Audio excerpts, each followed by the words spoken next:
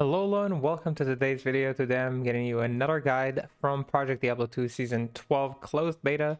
A lot of people were worried about the Spin Sin, the Blade Dance nerfs, and I'm here to show the budget version of this build, the one that you usually start your game farming with, which is the Venom version. So the idea behind this build is to use the Chaos Rune Word. Once you get your first Ohm drop from Chaos Sanctuary, from Arcane Sanctuary, normally use your Chaos Rune Word in order to spin around and deal a lot of damage very fast in combination with the skill Venom, which was buffed in Season 12. So we'll show how you skill this, how you do this, and how it looks like. And yeah, hopefully you like this build and guide. So with that said, let's get into the video. Reminder that there are no slams during the beta, but since this is a budget build approach, we're not really going to rely on slams being too good unless it's just having sockets on our items. So let's talk a little bit about the skills and the attributes. In terms of skills, you want to have maxed burst of speed and Venom. Also the synergies for Venom, which are Cobra Strike, which you'll be getting here. 1 point in Tiger Strike as a prerequisite, which you will be using. The skill is still being used for the splash damage. I'll show this during the demonstration. In traps, I grabbed some points in Blade Shield, because you don't have a lot to spend your points on. And you can have points in Claw Block just to have it at a chance to parry 50%. That does help, of course. Other than that, Claw and Dagger Mastery is also maxed. So again, max Claw Dagger Mastery, Burst of Speed, Venom, and its synergy Cobra, and the rest of the points can go into either Weapon Block or into Blade Shield. Both are okay. You'll have your prerequisite here pretty easily. So these are the skills. In terms of attributes, Strength and Dex to wear your gear. More Dex gives you more attack rating, and you can get more damage this way too, but I like just getting as much health as I can. Since this is a budget build, you won't have a lot of health generally, so that's what I ended up doing. For the gear, you have the Natalia set. Natalia set is a very nice set. I have it without any slams, or I mean there are sockets, but I'm not using anything. I'll show the difference with and without poison facets in a moment. So Natalia set, it's very good. It gives a lot of PDR, a lot of res, mana and life leech, plus skills. You can summon an extra shadow if you want to, like if you want to summon Shadow Warriors. So yeah, it is possible, or Shadow Masters, like whichever one you like. Personally, I didn't bother with them because they didn't really do anything. They just died and I had to resummon them, so I kind of ignored them. But for sure, you can use the Shadow if you'd like. Anyway, Natalia set, incredibly powerful for a very low investment, and it kind of solves your res issues and your life issues and your life leech and your mana. So it is very, very nice. The rune word that you're using is Chaos. This is a must-have for this build. You'll want to make it in an F Warfist. This is the best base for it. It deals the most damage. So just find yourself an F Warfist with 3 sockets. If you find one with plus skills to things like Claw and Dagger, it's very nice. Things like Weapon Block, things like, I don't know, like maybe plus to Dragonflight, just to have access to Dragonflight as a skill. You can get all sorts of things like that. But just a free socket F Warfist will do to start. You make a Chaos Rune Word, and that's what enables you to use the skill Blade Dance. It's not a native skill for the Assassin, but it's pretty much like Hera's skill because it's only used in Claw Rune Word Chaos. So yeah, that's the skill Blade Dance, and it just works like a whirlwind. It's just a whirlwind for the Assassin class. So that's kind of the core of the budget build. You have Chaos and you have Natalia set. The rest is just like normal stuff to give us like resistances or poison skill damage. So we're using Mara's for the +2 skills. You can use a crafted amulet with +2 to assassin skills. That's perfectly fine. We're using a string of Ears for some life leech and some PDR. Again, I didn't get like perfect rolls or anything. These are just plain unslammed items. Venom Grip, it gives you crushing blow and poison skill damage. This one rolled low on the crushing blow but high on the poison skill damage. Gives you also a little bit of life leech, which is nice. We got Raven Frost for cannot be frozen, and a lot of dexterity, which helps you wear your gear. A Carrion Wind gives you faster run walk and some life leech. You can alternatively use other options, just like dual leech rings, damage rings, or whatever you like. I just use this for the faster run walk. Natalia's Mesh, again, it's the boots for the set. On the swap, you don't actually use CTA, you use 2 Shadow Killers. This is in order to buff yourself. So with this build, you cast on this side, on the Shadow Killer side, and then you swap back to the Chaos side to use Blade Dance. That's how the build is played. It's to maximize your Venom damage. Basically, if you cast Venom on the main side, you do less damage. It wouldn't recast right now. Wait, let me show it. So if I cast on this side, I have 10 to 11, 12 to 13. If I cast on the Shadow Killer side, I have more damage, as you can see. So it's pretty cheap. Getting 2 Shadow Killers is pretty cheap. And it's better than a CTA in terms of buffing your damage. That's why we use them. For the skillers, use Shadow Discipline skillers. If you can get ones with faster one walk, good. If not, that's okay. The charms, mostly all res with faster one walk again. If you want to shed faster one walk and just get res to make it as budget as possible, that's perfectly fine.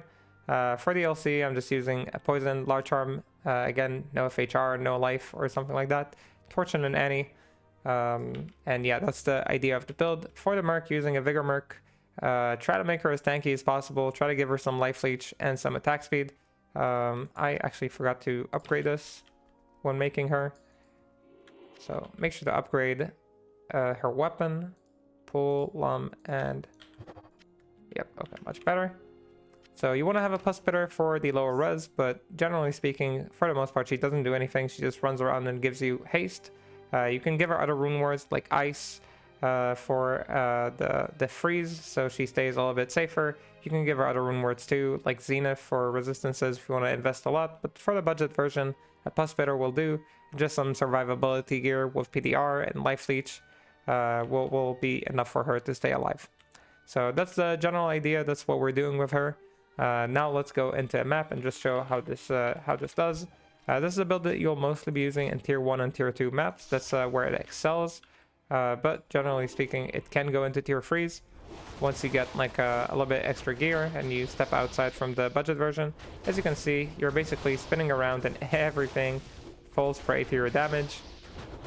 These minions of destructions won't necessarily get like a one shot by you, so it is important to kind of go back and kill them if you want to, or just not have them in your maps. If you do keep them alive, they might kill your merc, so that is something you want to pay attention to. As you can see, a lot of damage this dishes out. Very comfortable build to play, and the place where it actually gets upgraded is when you use your Tiger Strike. So you remember I said we'll be using Tiger Strike, and the way you use it is you basically charge it 3 times. It has 300 seconds duration, and it raises up your splash and your damage. So now, as you can see, our damage is even higher.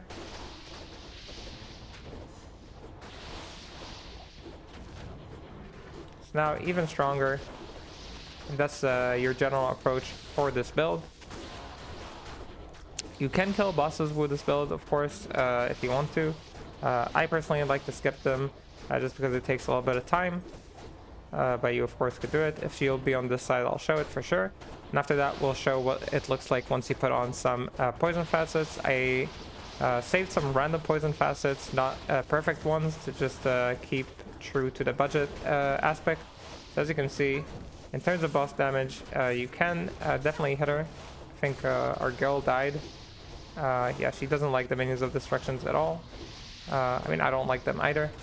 But as you can see, you can hold down your alt if you want to spin with no troubles. It's kind of like a trick. If you just hold the right click and you get to a point, sometimes you won't be spinning. As you can see, you can kill her. It takes a little bit of time. I'll grab my merc back and we'll put on some facets just to showcase the difference in terms of how much damage you do. So again, these are like pretty average ones. They're not too crazy. Bad poison facets early on. Trade for Wolfstone shards. They're like super cheap. Nobody likes poison facets for some reason, despite being some of the best like in the game. So again, I'm just putting some facets, some bad facets inside. And yeah, we can now showcase what that looks like. As you can see, very clean clear. I'll hop into a tier 3 as well just to showcase that it can hang out there, but it's just it's not as strong. The minions of destruction, of course, always a pain in the ass. And as far as safety goes, like this build is very safe. It doesn't have the biggest life pool. but Claw Block really does help with survivability. As you can see. Alright, let's hop into a tier 3 map after we're shown an event. And I will try to avoid getting Means of Destruction, even though it seems they kind of chase me wherever I go in this beta. Alright, we got Fetishes. Fetishes is fine. 24 max life on the mobs. Not too worried about that. So again, we'll hop over to the next game. You buff yourself with the side of the Shadow Killers, and then you can hop into the map. You make sure to charge your Tiger Strike. One moment. Yeah. The archers are trying to prey on my downfall over here.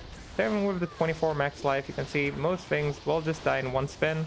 Without perfect facets, no abyss gear, no slams. So again, this build is incredibly potent and can do insane damage. The main problem is keeping the merc alive for me. But I know a lot of people who play this build often say they have no problem keeping the merc alive. So maybe a skill issue. That could be. This build can become a very fast mapper. Like I have managed to do like sub 6 clears on it. So with that in mind, the build is very capable. It will obviously require more gear. You can also do a physical version of this build, but it's a lot less budget friendly, as we say, because it requires very strong crafted claws to do very high physical damage. Usually ones that come with amp as well. So yeah, can get a little expensive, but as you can see, it hangs around in the tier 3s very well.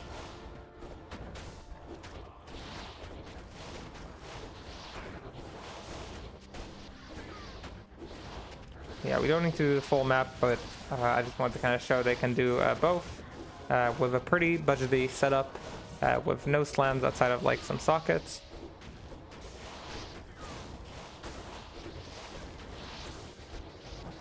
Again, this is a max 24 life, or was it 24 or 20? I may be getting confused. I've done so many maps these past days. I'm starting to mix all my numbers. But yeah, as you can see, very capable build, very budget friendly. So if you're just getting started on the assassin class, this is a great choice. Or if you just like spinning around and you want to play assassin, that's definitely the build for you. With that said, thank you so much for watching today's video. I hope this guide was useful to you, or that it at least entertained you. And if it did, make sure to leave a like and subscribe to support the channel, because it really does help a lot. With that said, thank you so much for watching. I'll see you on the next stream or on the next video. Have a good whatever you're having. Until the next time, bye bye bye.